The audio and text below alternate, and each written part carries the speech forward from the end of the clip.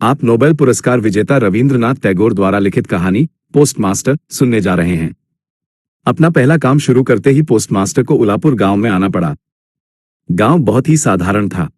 पास में ही एक नील की कोठी थी, इसलिए कोठी के साहब ने बहुत जुगाड़ करके यह नया पोस्ट ऑफिस डाकघर स्थापित करवाया था। हमारे पोस्टमास्टर कलकत्ता के लड़के थे। जैसे मछली को पानी से निकालकर जमीन पर रखने से उसकी जो दशा होती है, इस पिछड़े गांव में आकर पोस्टमास्टर की भी वही दशा हो गई थी। एक अंधेरे छप्पर के घर में उनका ऑफिस था। पास ही एक जलकुंभी से भरा तालाब और उसके चारों ओर जंगल था। कोठी के गोमास्ता, मुनीम आदि जो कर्मचारी थे, उनके पास फुर्सत कम थी और वे किसी भद्र व्यक्ति के साथ घुलने मिलने के योग्य नहीं थे।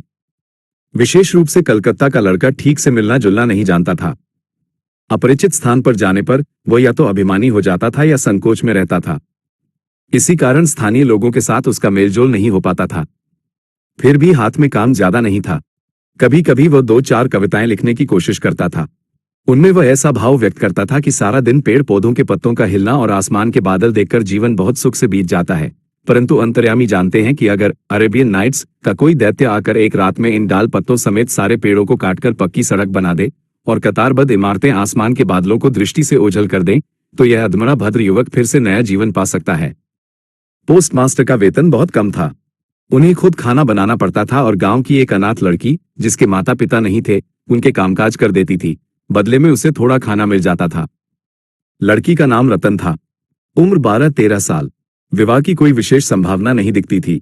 शाम के समय जब गांव की गौशालाओं से धुआं कुंडलाकार होकर उठता था, झाड़ियों में झींगुर बोलते थे, दूर गांव के नशेड़ी बाउल टोली बनाकर खंजरी करताल बजाकर ऊंचे स्वर में गाना शुरू कर देते थे। जब अंधेरे बरामदे में अकेले बैठकर पेड़ों का हिलना देखते हुए कवि हृदय में भी थोड़ी धड़कन बढ़ जाती थी, तब कमरे के कोने में एक हल्की लो वाला दिया जलाकर पोस्टमास्टर पुकारते, रतन। रतन दरवाजे पर बैठकर इस पुकार का इंतजार करती रहती थी, लेकिन एक बुलावे पर ही कमरे में नहीं आती थी। वह कहती, क्या हुआ बाबू, क्यों बुला रहे हो? पोस्टमास्टर, तू क्या कर रही है? रतन, अभी चूल्हा जलाने जाना है। रसोई का? पोस्टमास्टर, तेरी रसोई का काम बाद में होगा, अभी एक बार तंबाकू बना दे। जल्दी दोनों गाल फुलाकर चिलम में फूंक मारते हुए रतन का प्रवेश होता। हाथ से चिलम लेकर पोस्टमास्टर अचानक पूछते, अच्छा रतन, क्या तुझे अपनी माँ याद है? वो बहुत सी बातें थी, कुछ याद थी, कुछ याद नहीं थी।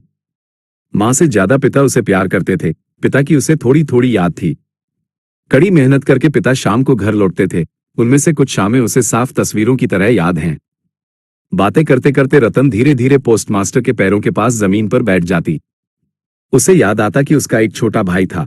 बहुत पहले बारिश के दिनों में एक दिन तालाब के किनारे दोनों ने मिलकर पेड़ की टूटी डाल को मछली पकड़ने की छड़ी बनाकर झूठ मूठ का मछली पकड़ने का खेल खेला था।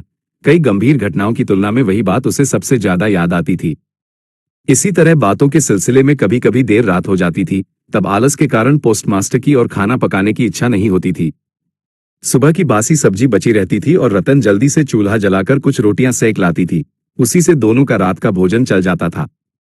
किसी किसी शाम को उस बड़े छप्पर वाले घर के कोने में ऑफिस की लकड़ी की चौकी पर बैठकर पोस्टमास्टर भी अपने घर की बातें छेड़ते, छोटे भाई, माँ और दीदी की बातें, परदेश में अकेले कमरे में बैठकर जिनके लिए हृदय व्यथित हो उठता था। जो बातें हमेशा मन में आती थी पर नील कोठी के मुनीमों के सामने किसी तरह नहीं कही जा सकती थी, वे बातें एक अशिक्षित छोटी बच्ची से कह जाते और उन्हें ये जरा भी अनुचित नहीं लगता था। आखिरकार ऐसा हुआ कि बच्ची बातचीत के दौरान उनके घर वालों को माँ, दीदी, दादा कहकर चिर परिचितों की तरह उल्लेख करती थी। यहां तक कि उसने अपने छोटे से हृदय पटल पर उनकी काल्पनिक मूर्तियां भी चित्रित कर ली थी। एक दिन वर्षा ऋतु में दोपहर के समय जब बादल छट गए थे, हल्की गर्म और कोमल हवा चल रही थी। धूप में गीली घास और पेड़ों से एक तरह की गंध उठ रही थी। ऐसा लग रहा था मानो थकी हुई धरती की गर्म सांस शरीर पर लग रही हो, और कहीं से एक जिद्दी पक्षी अपनी एक ही सुर वाली शिकायत पूरी दोपहर प्रकृति के दरबार में अत्यंत करुण स्वर में बार बार दोहरा रहा था। पोस्टमास्टर के पास काम नहीं था। उस दिन बारिश से धुले हुए चिकने पत्तों की लहर और ढलती वर्षा की बची खुची धूप में चमकते सफेद बादलों की परतें वास्तव में देखने लायक थी। पोस्टमास्टर उसे देख रहे थे और सोच रहे थे कि इस समय पास में कोई अपना होता, हृदय से पूरी तरह जुड़ा हुआ कोई स्नेहमयी मानव रूप। धीरे धीरे लगने लगा कि वह पक्षी भी वही बात बार बार कह रहा है और इस निर्जन पेड़ों की छाया में डूबी दोपहर के पत्तों की मरमराहट का अर्थ भी कुछ वैसा ही है। कोई विश्वास नहीं करता और जान भी नहीं पाता, लेकिन छोटे से गांव के मामूली वेतन वाले सब पोस्टमास्टर के मन में गहरी निस्तब्ध दोपहर में लंबी छुट्टी के दिन इस तरह के भाव उदय होते हैं। पोस्टमास्टर ने एक लंबी आह भरी और पुकारा, रतन। रतन तब अमरूद के पेड़ के नीचे पैर फैलाकर कच्चे अमरूद खा रही थी। मालिक की आवाज सुनकर तुरंत दौड़ती हुई आई, हांफते हुए बोली, ददा बाबू बुला रहे हो? पोस्टमास्टर ने कहा, तुझे मैं थोड़ा थोड़ा करके पढ़ना सिखाऊंगा, कहकर पूरी दोपहर उसे लेकर आ कराया, और इस प्रकार थोड़े ही दिनों में वे संयुक्त अक्षर तक पहुंच गए। सावन के महीने में बारिश का अंत नहीं था। नहर, तालाब, नाले पानी से भर गए। दिन रात मेंढकों की आवाज और बारिश का शोर रहता था। गांव की सड़कों पर आवाजाही लगभग बंद हो गई थी। नाव से बाजार जाना पड़ता था। एक दिन सुबह से ही बहुत तेज बारिश हो रही थी। पोस्टमास्टर की छात्रा काफी देर तक दरवाजे पर इंतजार कर रही थी, लेकिन अन्य दिनों की तरह नियमित बुलावा न पाकर वह अपनी पोथी किताब लेकर धीरे धीरे कमरे के भीतर आई।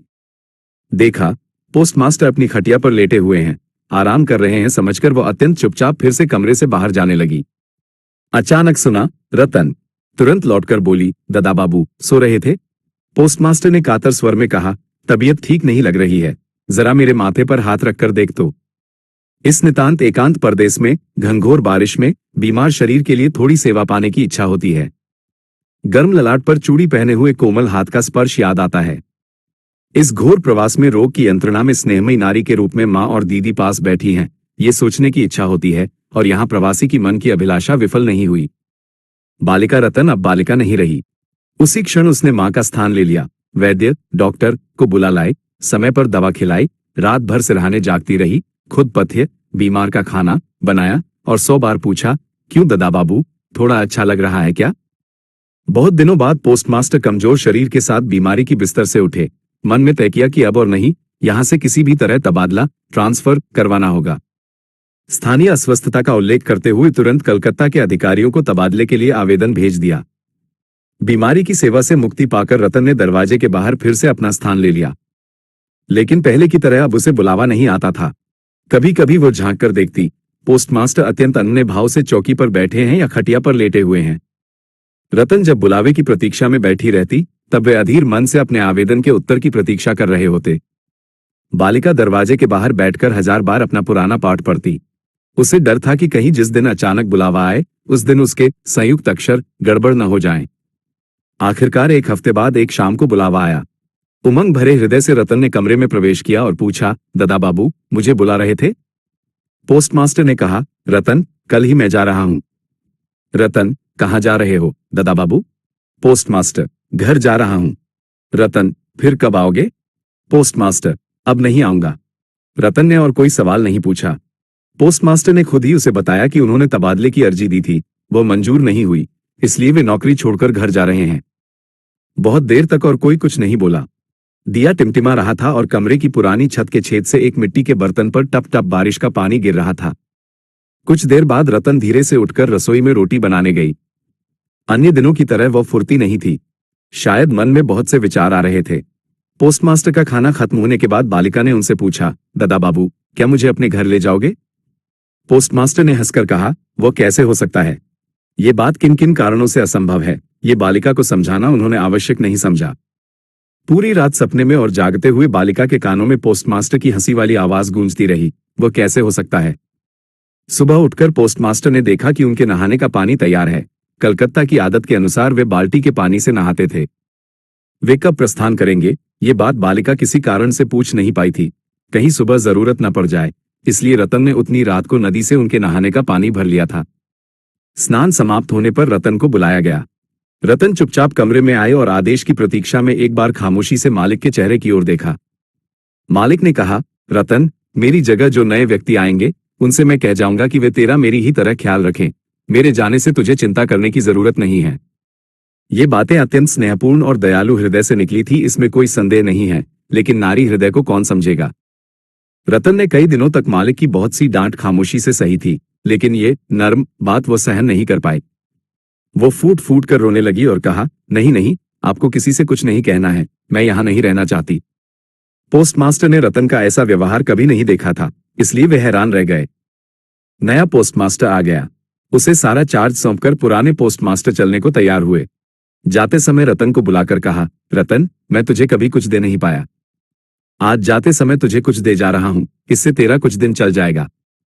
यात्रा के कुछ खर्च को छोड़कर उनके वेतन के जितने पैसे मिले थे उन्होंने जेब से निकाले। तब रतन धूल में गिरकर उनके पैर पकड़कर बोली, ददा बाबू, आपके पांव पड़ती हूँ, मुझे कुछ नहीं चाहिए। आपके पांव पड़ती हूँ, मेरे लिए किसी को कुछ नहीं सोचना है, कहकर वह एक दौड़ लगाकर वहां से भाग गई।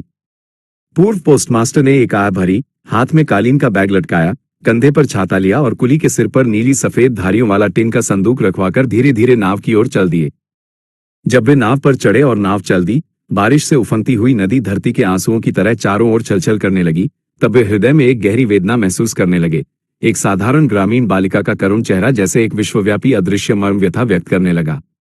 एक बार बहुत इच्छा हुई, लौट जाऊं, दुनिया से बिछड़ी उस अनाथ बच्ची को साथ ले आऊं, लेकिन तब तक पाल में हवा लग चुकी थी, बारिश की धारा तेज गति से बह रही थी, गांव पीछे छूट गया था और शमशान घाट दिखाई देने लगा था, और नदी के प्रवाह में बहते हुए पथिक के उदास हृदय में ये तत्व दर्शन उदय हुआ कि जीवन में ऐसे कितने बिछोह हैं, कितनी मौतें हैं, लौटकर क्या फायदा, दुनिया में कौन किसका है। लेकिन रतन के मन में किसी दर्शन का उदय नहीं हुआ। वो उस पोस्ट ऑफिस के घर के चारों ओर केवल आंसुओं में डूबी घूम रही थी। शायद उसके मन में एक क्षीण आशा जाग रही थी कि ददाबाबू अगर लौट आए, उसी बंधन में बंधी वह किसी तरह दूर नहीं जा पा रही थी। हाय बुद्धिहीन मानव हृदय, भ्रम किसी भी तरह दूर नहीं होता। तर्कशास्त्र के नियम बहुत देर से समझ आते हैं। प्रबल प्रमाण को भी अविश्वास करके झूठी आशा को दोनों बाहों से थामकर सीने से लगा लिया जाता है। आखिरकार एक दिन सारे बंधन तोड़कर, हृदय का रक्त चूसकर वह भाग जाती है। तब चेतना आती है और चित्त दूसरे भ्रम के जाल में फंसने के लिए व्याकुल हो उठता है।